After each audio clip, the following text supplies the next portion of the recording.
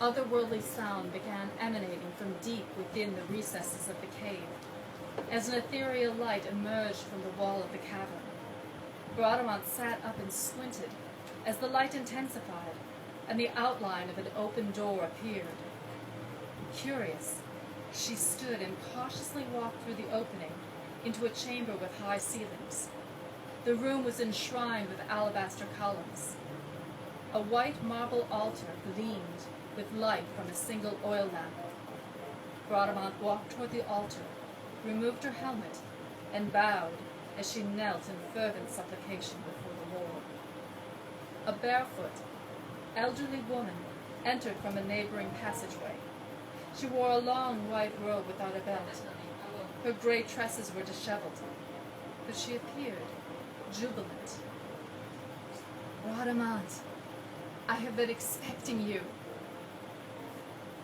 Who are you, and how do you know my name? I am Melissa, an enchantress, here to aid you in your quest. Fear not, dear child. The love you feel toward Rogero is because your souls are destined for one another. Bradamante stared at the woman. Melissa smiled. Do not worry about the differences of your faith keeping you apart. Those things will fall away. There are forces, however, which must be dealt with as they are attempting to alter your destiny.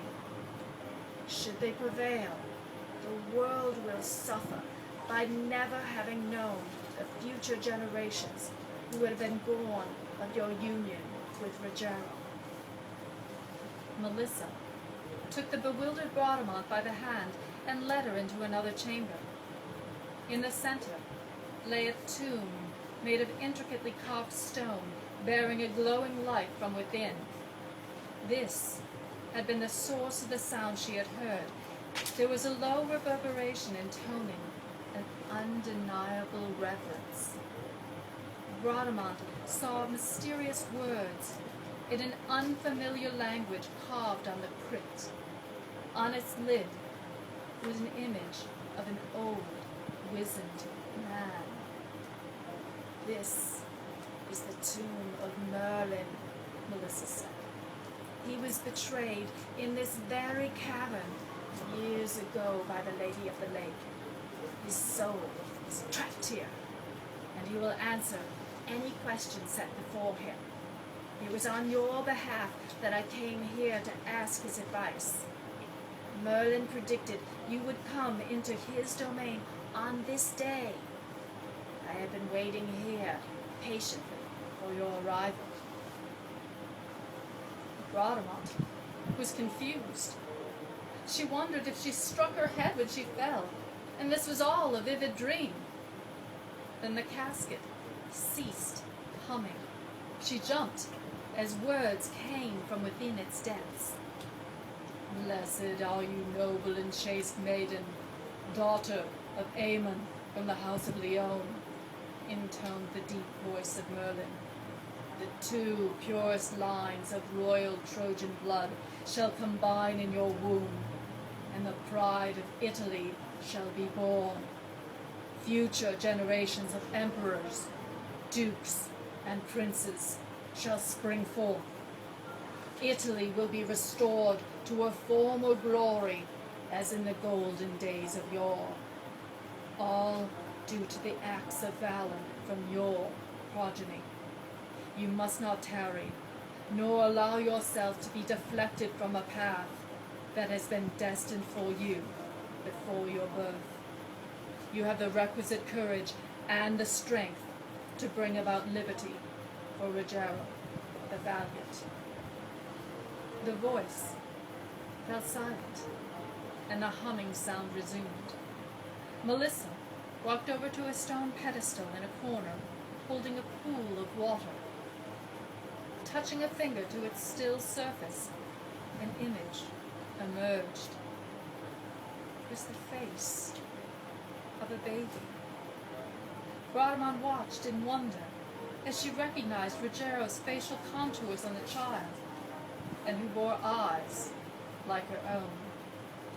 Their features had commingled and created a beautiful child. Tears filled Bradamante's eyes as her arms ached to hold the infant. The image changed, and the face turned from a baby to a child, and then into a handsome young man. That is the face of your future son. You will name Rogero, Melissa said. Such a son would make any parent proud. He is destined to help defeat another uprising by the Lombards, and for that he will be richly rewarded. Melissa swirled her fingers, and new faces emerged. The enchantress told a story of future generations who would come from Bradamante's son and the noble deeds they would perform. Bradamante heard Melissa speaking, but she could not concentrate on anything further than the face of the child she was destined to bear. She had never considered being a mother. Now she felt an overwhelming desire to nurture a child who is nothing more than an image in water. Bradamante took a deep breath and looked directly at Melissa. Tell me what I must do, and tell me why anyone would want to keep Rogero and me apart.